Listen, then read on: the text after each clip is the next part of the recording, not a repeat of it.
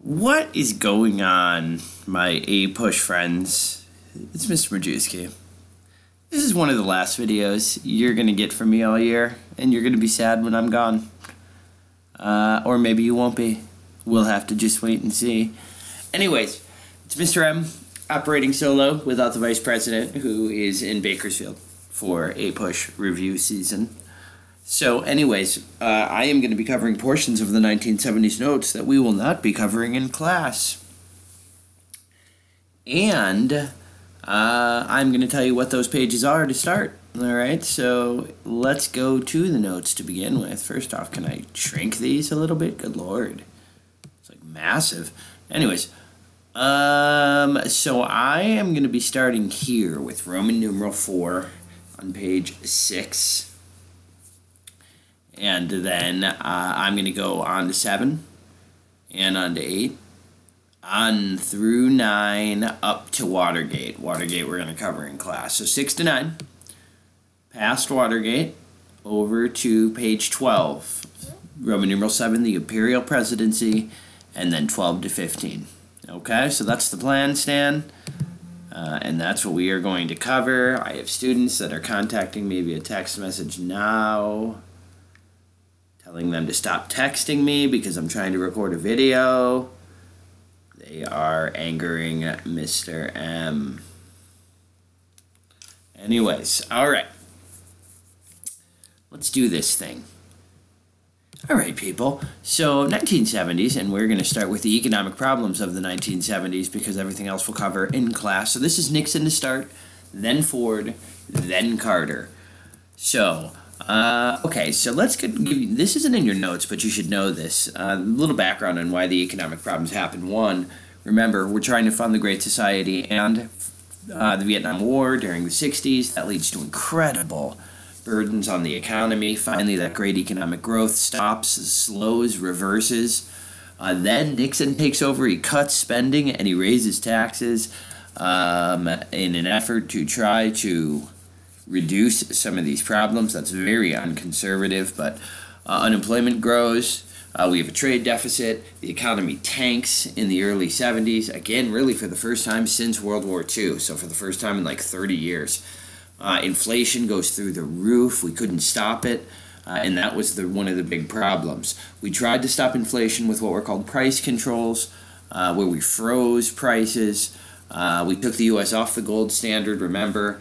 That is something that we do when we are trying to slow the spread of inflation. Ultimately, these did not work. He impounded federal funds, which means he took federal funds that were supposed to go to other things, and he kept them to try to curb inflation. None of these things worked. One of the big reasons why we had this ridiculous inflation was the energy crisis. We had a series of them actually in the 70s. This was the first. These were the major cause of our economic problems, and they had to do with our support for Israel in the Middle East. Israel and the Middle Eastern Arab countries had a series of wars during the 1960s and 70s. We supported Israel. They were a close ally. We supported them as a country. We gave them, or I should say, we shared with them a great deal of military hardware. And our support for them caused Arab countries to grow bitter with the United States and other Western countries like England or Britain and France for their support of Israel. And so the Arab countries, knowing that we relied on their oil, ultimately cut their oil off to us. They embargoed oil against us. Why? They wanted us to put pressure on Israel to withdraw from territory that Israel had taken as part of one of the wars, the Six-Day Wars. So they're putting pressure on us by cutting off our oil to put pressure on Israel to get Israel to back out of that territory. Ultimately, because this oil was so critical to us, and because we were having such major economic problems because of it, our Secretary of State under Nixon, Henry Kissinger, actually negotiated that withdrawal to get that oil embargo lifted. What we're noticing here is the development of a new organization named OPEC, the Organization of Petroleum Exporting Countries. They're the big oil-producing countries of the world. Many of them are Muslim. Many of them are Arab, and many of them start to oppose the United States for the U.S.'s support, over many of the Israeli policies. And so ultimately, goodness, hold on one second.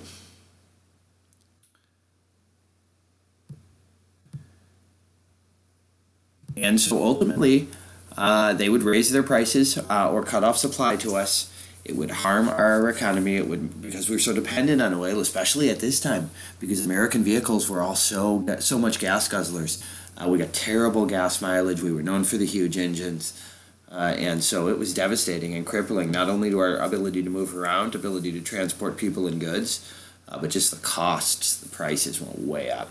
And again, we failed to recognize the Palestinian Liberation Organization. That's the group in Palestine that's fighting against Israel. We wouldn't recognize them because we kind of thought they were a terrorist group. Arab nations wanted us to consider them like a legitimate country or a legitimate group. Our gas prices doubled. Inflation continued to rise. Nixon wouldn't ration gas because he didn't want the country to make it seem like we were panicking. A gas shortage occurred because people started buying as much as they could and hoarding it. Later on, we had another oil embargo as well because of our support for Iran, against Iran, in 1979. And here you can see the famous flags. Gas stations would fly flags, which would have be the green one, which said, yeah, we got the gas. Yellow flags were just for like people who needed it for work, businesses or people. Red flags, hey, we don't have any gas. These were constant. Lines were incredibly long. People would wait hours and hours and hours all day, maybe for just a few gallons of gas, because there were such shortages. They would only give out small amounts. It was a real bad time. And look at how oil prices during this time kind of tend to shoot up the entire era, right? Especially beginning in the 70s. Look how low they were in 1970. They were like $2 or $3 a gallon. And then look how they shoot up the entire decade. They are going to go down in the 80s, but they'll shoot back up again. And look where they're at here, $70, $80 per gallon, right? Or $70 per gallon. So again, you can just see how much oil has become pricier as supply has been reduced, as we become more dependent, and as countries who know we're dependent on them put more pressure on us with their supply. Here we go. We're trying to produce more than ever before, and we are. But do you see here how our need for foreign oil really increased because our production decreased as our reserves started to lessen? We get more from foreign oil, and that, of course, is why those countries are able to put more pressure on us. Look at OPEC. There they are. So notice how many of them are Middle Eastern countries. Not all of them, but primarily Muslim. Anyways, what are the reasons for our economic decline? Well, I already mentioned the Great Society in Vietnam. We funded both of them in the 60s. They devastated our economy, too much for our economy to bear. Also, for the first time since World War II, we have legitimate competition. Germany and Japan have been completely rebuilt. They are modern industrial economies. They challenge us. In many instances, they beat us. BMWs, Toyotas, Hondas, electronics. Every number of major industrial areas, they are beating us for the first time. We have all this competition. We are not the big kahuna anymore economically. Also, those energy costs, incredible costs for gasoline, those play a huge hit on American pocketbooks. We do have increases of women and teens in the workforce, which means more available workers, lower wages. More supply means less demand for the workforce, and employers take that out on wages. We're starting to see that shift away from manufacturing, where we're no longer making products. Those are being made overseas. Our workers start providing services, which means, can I help you? Sorts of jobs. Those can you be unprofessional or non-professional, like retail, or they can be like lawyers and doctors. Anyways, the point is, generally speaking, a lot of service jobs might be paid less than manufacturing would have been. Anyways, stagflation is the huge problem of the 70s. Normally when inflation occurs, your economy is growing. That's generally a good thing. You expect inflation to take place when your economy is growing. During the 1970s, the inflation went up the entire time, but Economic growth went down. The GDP went down. It was one of the weirdest phenomenons in a long time, and nobody could really figure it out. The traditional methods to fix this problem, to deficit spend, didn't work. So, by the mid-70s, stagflation, stagnant economy, declining economy, and increased inflation were wrecking the economy. There was no productivity, that inflation kept rising, unemployment kept going up. It was a real tough time to be an American. The 70s were a hard time. Lot of bad hits to the psyche, to the emotions, to the confidence of the American people in the 70s. It was a real tough time. Fortunately, there were some positives. Here's one of them, the rise of environmentalism. Rachel Carson started it with the famous book Silent Spring. There she is in the bottom right. It exposed the country to awareness to the role of pesticides, how widespread they were, how prevalent they were, how devastating they were to our health. Really began the modern environmental movement. It sparked major environmental groups like Greenpeace. It helped to establish Earth Day, April of 22nd, 1970. It's coming up this week. It would draw attention to environmental causes on planet Earth to help save Earth. We set up the EPA. This is our primary environmental agency in the government. It's primarily designed to protect the environment from industry, from retail, from people.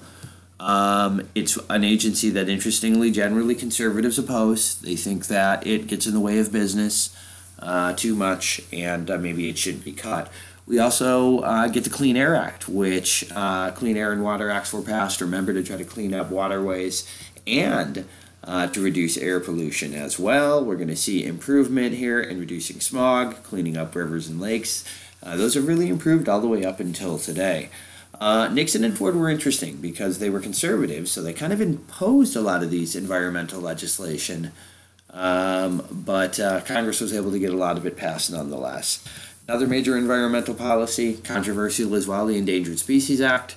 Protected land, it protected water, it named a huge list of animals that were endangered that would be protected. So if those lands had those animals on them, those lands could not be developed on. A lot of people question this law, might disagree with it, just because sometimes private property, people's private property, they're unable to develop on because it happens to have one of these animals. Toxic waste. We have a long history of pollution, especially industrial pollution, and that starts to catch up with us in the 70s because we're going to start to pay more attention to this and try to fix it, and we realize just how bad this problem is. Major events that made us aware of how bad toxic waste was. Love Canal, New York was a suburb. It was a housing development. And it turned out after people had already moved in, and this was already like families and neighbors, the soil and the groundwater were found to be really polluted. The EPA, the Environmental Protection Agency, said, hey, the entire area is inhabitable. So they had to evacuate and close down the entire town. It was a disaster. These people, had to move everything. There was major health issues and sicknesses and things like that there. It was a huge embarrassment, and it showed how widespread some of these problems were. They had built the development, by the way, on an old toxic dump. Anyways, we also built the Superfund. We established the Superfund. It was established by President Carter. What it did was it was designed to clean up toxic waste sites around the country. There's a big list of toxic waste sites. We devote money to cleaning up as many as we can every year. Protest over nuclear power. Okay, in the late 70s, we had a major near miss, a near nuclear disaster. A nuclear power plant in Pennsylvania called 3 Mile Island. It's located on an island in the middle of a river. It had a nuclear core reactor start to melt down. Now, it didn't actually melt down, so no radiation was leaked, but it was close. And if it had, it would have led to devastation in that area where it would have been inhabitable because of all the radiation. It was a near miss. It freaked people out, and it led to incredible anti-nuclear protests in America. It's really a major reason why we're the only developed nation, the United States, that does not rely on nuclear power. Other industrialized countries do, because it's so much safer and cleaner than other power. But here, because of the stigma of 3 Mile Island, we've really been hesitant to do so. Anyways, now we jump, folks, all the way over to page 12 in your notes. I'm going to jump down to those slides. That'll take us to the imperial presidency. And where is that imperial presidency? Did I skip over it? I think I did. There it is.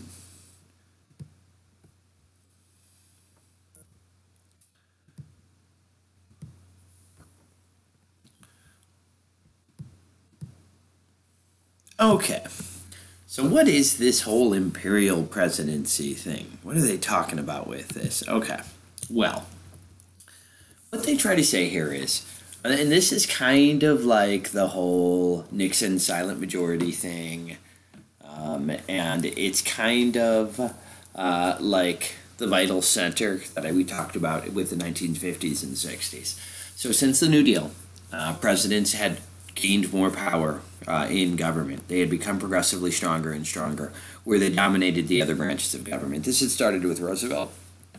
And the limits of it were the court packing scheme, which were finally the other branches kind of fought back.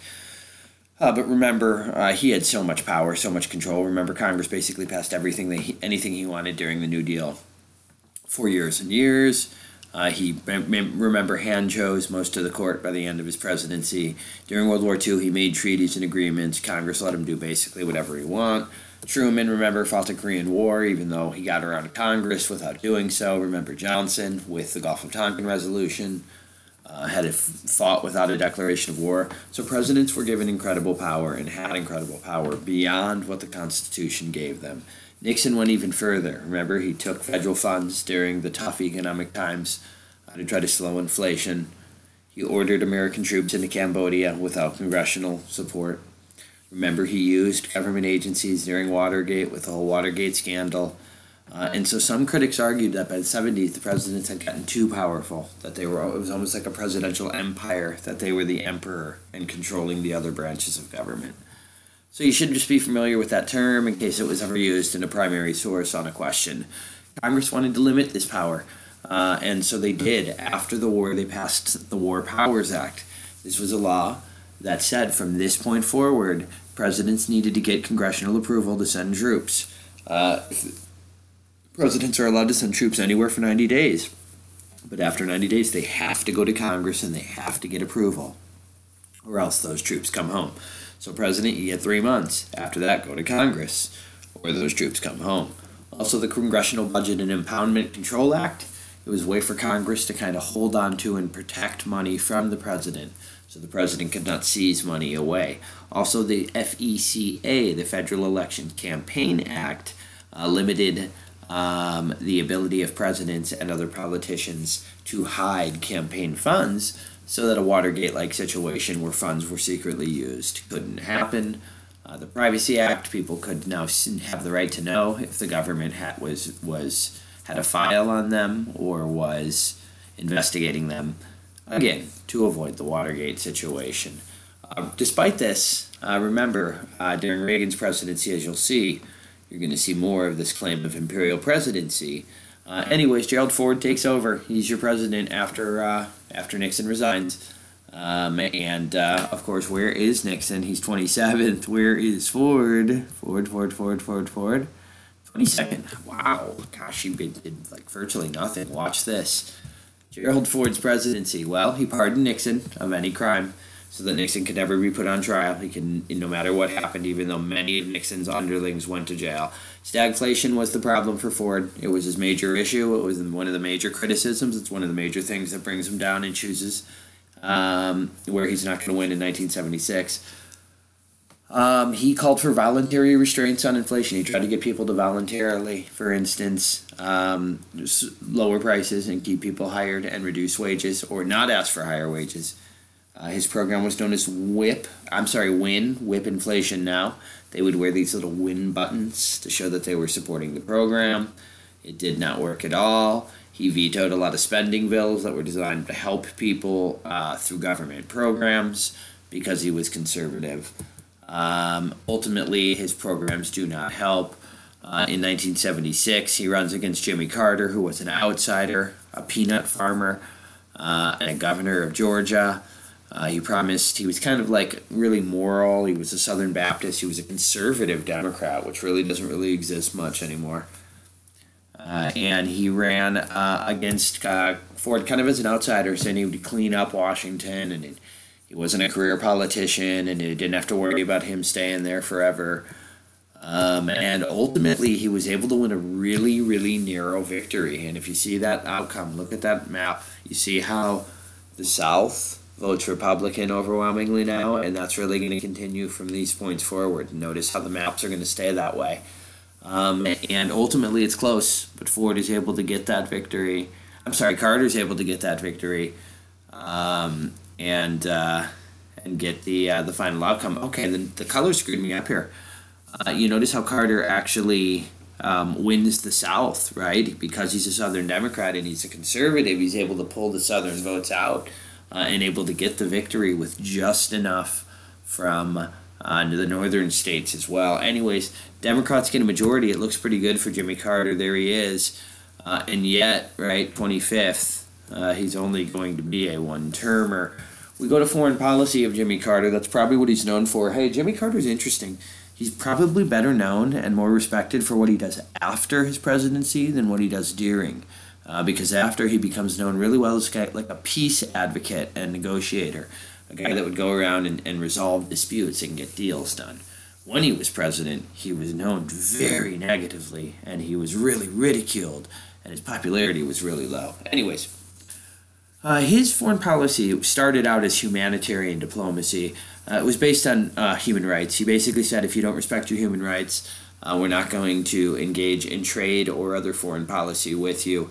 It didn't really seem to work. The countries he tried to do this to didn't really respect it, and he struggled to get Congress to support and cut off trade with some of these countries. He did condemn Cuba and Uganda. That makes sense.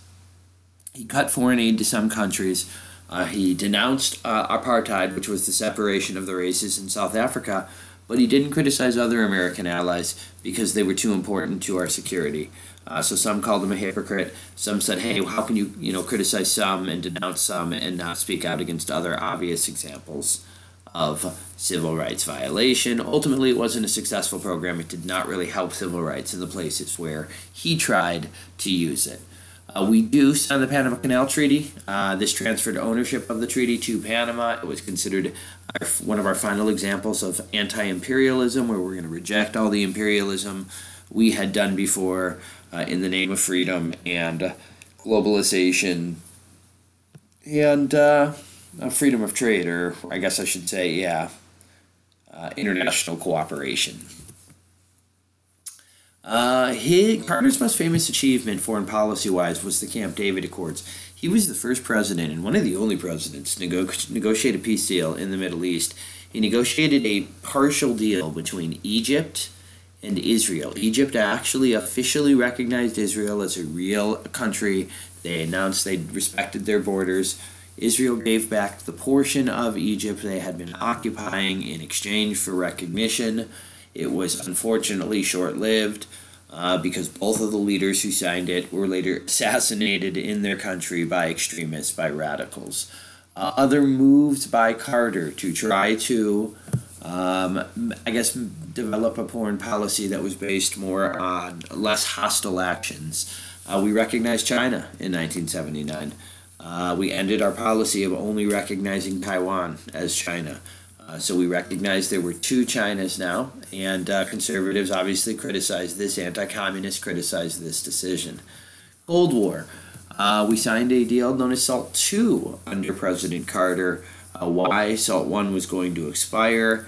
We wanted to extend those cuts. It was about to be signed, but it was never ratified by the U.S. Senate. One of the big reasons why détente ended was because of this. It was the Soviet invasion of Afghanistan. It was a disaster for the Soviets. It's kind of like their Vietnam. When they invaded in 1979, Carter tried to put pressure on them to stop. We cut off grain shipments to them. We cut off some technological trades with them. We withdrew from the treaty, the SALT II treaty, and eventually Carter boycotted the Olympics. He ordered Americans not to go to the Olympics in protest. A lot of people thought that was a terrible decision, that you would sacrifice those sports, those athletes, events for a political reason. In response to that, the Soviets chose not to send their athletes to our 1984 game. So there you can see little Cold War back and forth antics as détente winds down when the Soviets invade Afghanistan. There's a cartoonist, Herb Block, there, who's kind of criticizing the fact that the Olympics with the 5 rings, the symbol, right, are being used as shackles, oftentimes in places like communist Soviet Union. The Iran hostage crisis, if the Camp David Accords, the peace treaty, was his greatest success, this is by far Carter's biggest failure. This was an embarrassment for him, and he handled it terribly. What happens is, in 1979, there was a revolution in Iran. It was Islamic revolution. It was radical Islamic revolution. And it finally got rid of the American-supported Shah, the man that we had helped to put in charge in the 1950s. The person that took over was a religious cleric named the Ayatollah Khomeini. He was very radical and he was very anti-American. He gave fiery anti-American speeches where he called us the Great Satan, and he encouraged kind of attacks against us and very hateful language against Americans. Eventually, he would incite his crowds, his supporters, and eventually when he took over, many students in the country against the United States and the Shah. Well, the Shah, this man that we supported, was sick. He was old, and we allowed him to come to the U.S. for medical treatment. When that happened, because they wanted him back to put him on trial, 400 Iranian students that had been riled up by the government took over the embassy, and 52 hostages were taken. They demanded the Shah be returned. Carter tried to freeze the assets to get the Iranians to stop. It didn't help. They kept them hostage. They kept holding them hostage. They held them for hundreds and hundreds of days. The American government seemed weak. It seemed impotent that we couldn't get these hostages out of there or free them. Eventually, Carter tried to send a rescue mission in to free it. There was a disaster. 2 American helicopters kind of collided, went down, and Americans died before they could even do the rescue mission. Carter was viewed as weak, indecisive, ineffective. He couldn't seem to get these hostages out of there. Eventually, in the 1980 election, he's going to be crushed by another guy, another outsider, Ronald Reagan, who promises he'll be able to get the hostages back. Ultimately, he's going to follow through on that, and in a final slap in the face to Carter, the Iranians waited until the day that Reagan took over to release the hostages. All right, that's it. That should be one of the last videos you have with Mr. M. How long was it? 28 minutes, not bad. Signing off. Have a good one.